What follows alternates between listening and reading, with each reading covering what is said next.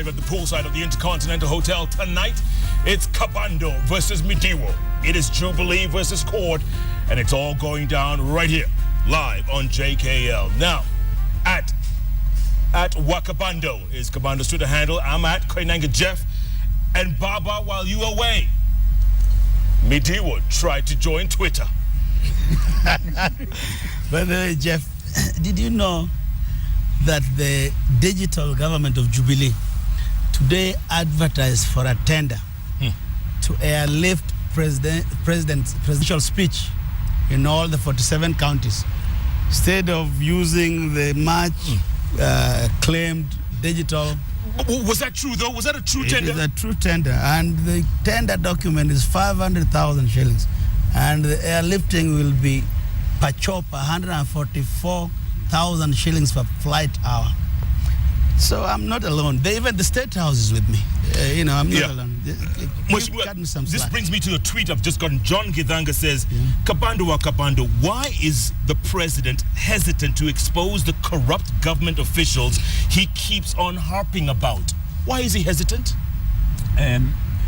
Jeff, every day, things happen in government. Every day, there are terrorists and there are sympathizers who are being tracked. Every day, there are public officials, elected and appointed bureaucrats who fight their way out of government. And there are punishments that are being meted out at different levels of government every day.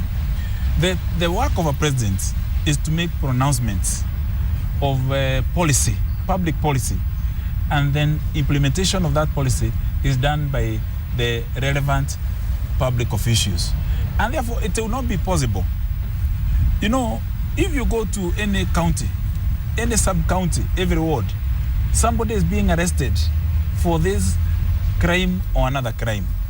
You cannot publish, the judiciary, as the Chief Justice said recently, cannot enumerate on an hourly basis, on a daily basis, a weekly basis, the numbers of individuals. We're not talking about the little crimes or petty, if it's compared to things like Anglo leasing. Now that you are to Anglo leasing, before you proceed, I heard the court talking about Anglo leasing yesterday. Yesterday, in their press conference, with the three so-called principals, the leaders, and the stewardship of Honorable Odinga, my friend. If you just search the net, you go to the YouTube or you Google, you'll find that 2 weeks ago, Raila Amolo Odinga gave a very exclusive interview to another television station, not KTN, and personally declared the Anglo leasing payments as clean, as necessary, as legitimate. 2 weeks ago. 2 weeks ago, and let me finish. But when he comes back, some of us stood and said, this process is not right. We are in Jubilee, but we have voices on that particular matter, and I'm happy because on that particular matter, we are in agreement with the Midiwo. But the cacophony, the noisy chord, comes to say, under the leadership of Raila Odinga, that they are one in this. But Amolo Odinga as a prime minister, Midiwo is talking about the metropolitan lighting and security installations in the city. But what we should accept is that was a regime of the Grand Coalition government under Mwai Kibaki and Raila Odinga. And the achievements of the Grand Coalition government are supposed to be credited to the Grand Coalition government. Today, we are in a Jubilee government. And the yardstick, the benchmarking is supposed to be on standards of 1 year after, not 5 years after. And the work of an opposition is to checkmate the government. Are you being checkmated though? I think these guys are failing to checkmate because the problem. They are talking about we won an election. So what? You won in your dreams. But legitimately in the ballot and also in the ruling of the Supreme Court, you are losers. Mheshimiwa, let me ask you this. Like Mheshimiwa says, it's a year and change later. Why not move on, plan for 2017, which is literally around the corner? It's literally around the corner. Why don't we focus on that? We are very focused. We're very focused. But remember, we have a constitutional duty to check on government. When somebody wakes up and pays taxpayers' money, 1.4 billion, it's our duty to demand that. And I want to tell my friend Kabando that this is not a debate about Raila. Raila can also be wrong. But and you have told him sometimes when he's wrong. Yes, yes. And I have a duty to do that.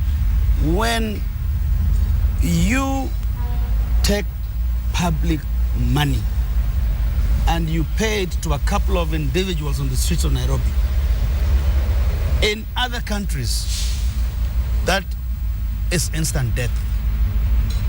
What we are faced with is corruption, the old corruption coming back. But let me tell you, I can see Kabando struggling. You know, Kabando, to say that you go to court, you do this. Kabando knows we took out Moi government from Uhuru Park. Kabando knows that. So a bad government is taken by the masses, not by courts. Because courts, people can compromise. They're individuals. We appoint judges.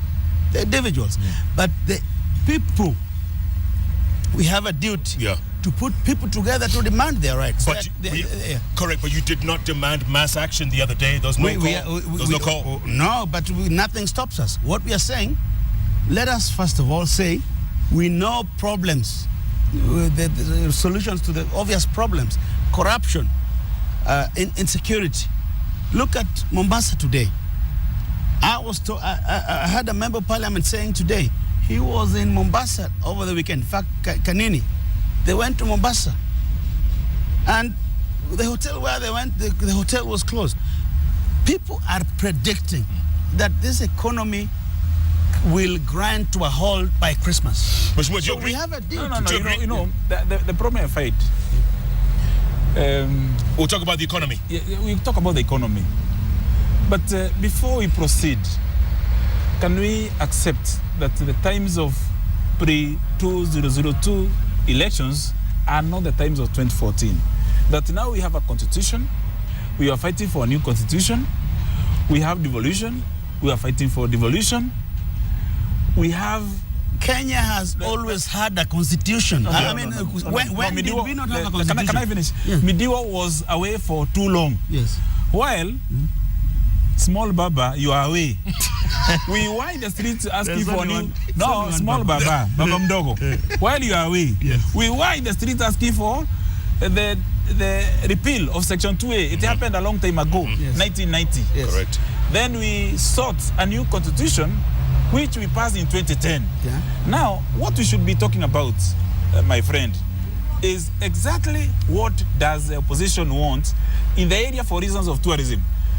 It will be very unpatriotic and very unfair for a legislator or a leader or a citizen, a mere citizen or a business person, saying because there is a problem in tourism brought by terrorism, these murderous gangs, these evil forces that are causing Kenyans a lot of pains and a lot of death. As an opposition, responsible opposition, in any part of the world, even where Baba was living for 3 months, you cannot bash the government of the day for terrorism while we are supposed, on that particular issue, we are supposed to be very united. We are supposed to be one country. Well, you asked what does opposition want? Opposition wants end to corruption. Okay. We want end to tribalism, particularly in the security sector and public service jobs. We want an end to bad governance. Yeah. That is what we want. And I tell my friend, if you agitated and got a repeal of Section 2A, we will also agitate to get end to corruption, because our people are tired of corruption.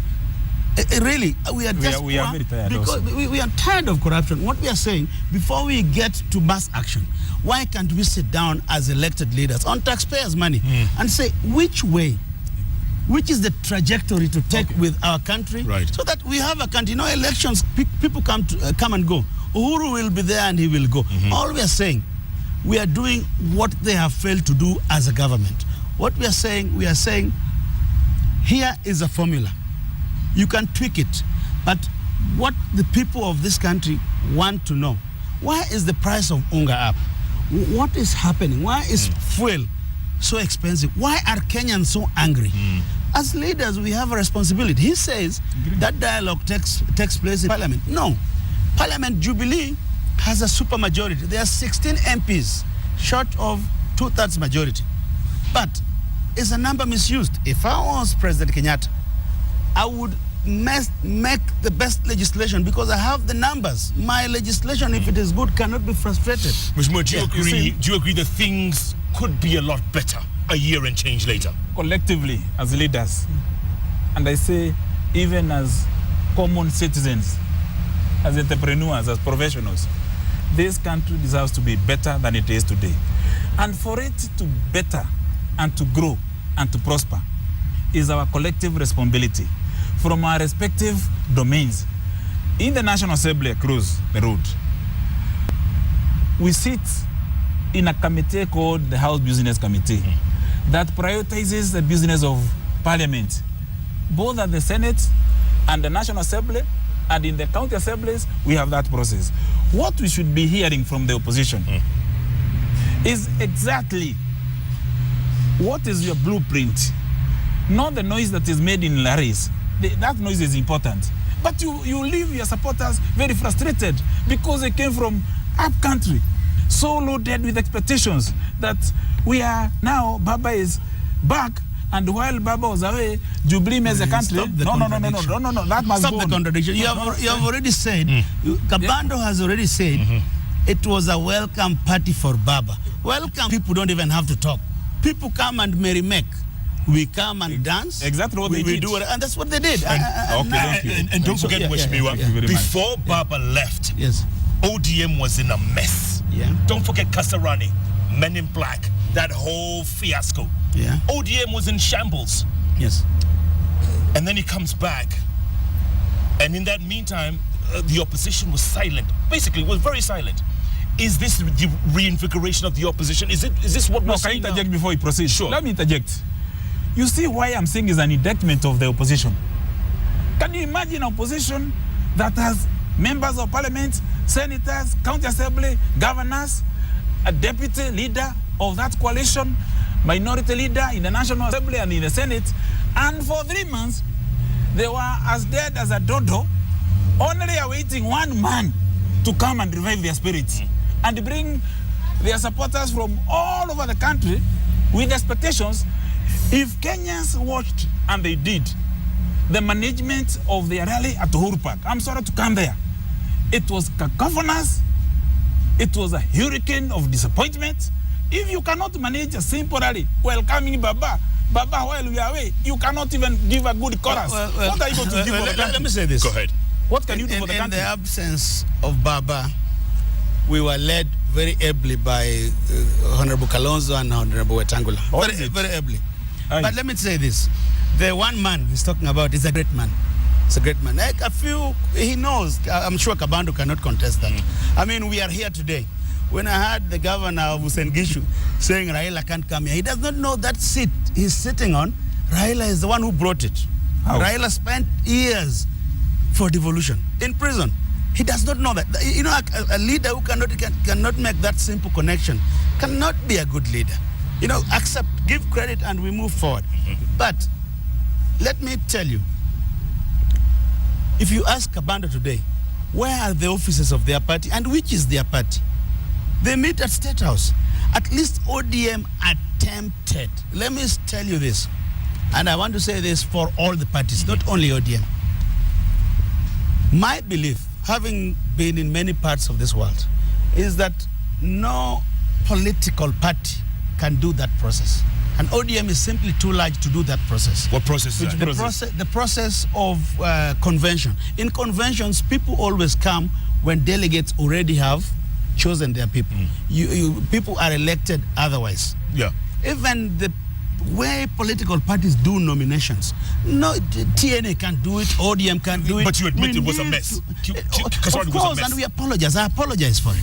It was a mess. I mean, a mess is a mess. And we apologize. Uhuru park was perfect. About Was perfect. 2 million people. 2 million dancing. people. Yeah. You see, Jeff. That was like excuse Jeff. as good as No, it Excuse Jeff. No, let me say something. Excuse If Jeff. Mheshimiwa had been on Twitter, Yeah. he would have seen it wasn't 2 million. Excuse No, me. Twitter doesn't count. I was there physically. Excuse me, Jeff. Yeah. Really, How many people were there? if really we are going to tell Kenyans today on national television, on this very famous Jeff Koinange live, that we had 2 million, then you can see how they mistake their minority vote for the majority Jubilee votes. That is how they mistake majority leader in the Senate and the National Assembly for their minority leadership. I'm telling you, the problem in CORD is not to be found further than the illusions of grandeur that dominate. You know, they are blood. And that's what I'm asking today, before we exit to this bench. Jeff Koinange life. I'm asking Jakoyo Midiwo to give us 1, 2, 3, 4, 5 formulas on economy, on social welfare, on security, on tourism, and on national leadership, because the Constitution has clearly enunciated the formulas to redress the problems that bedevil this country, and that is why we are all facilitated by you taxpayers.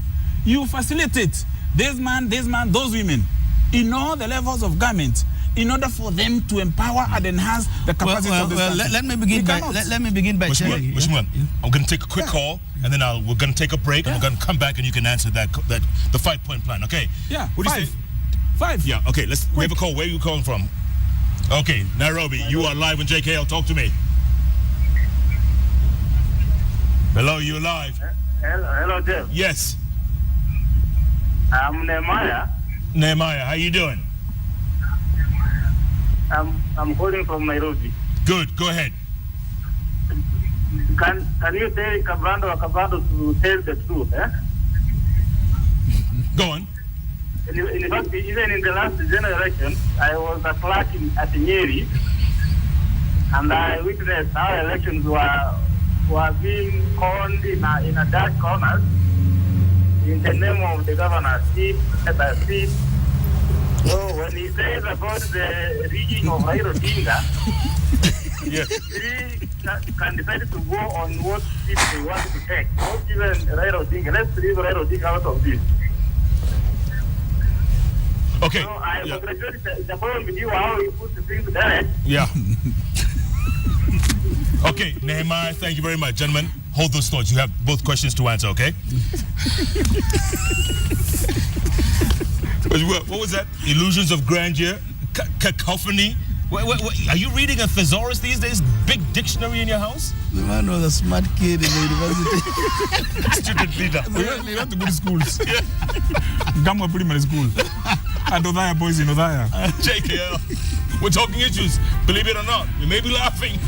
We're talking issues. And we'll be right back in a moment.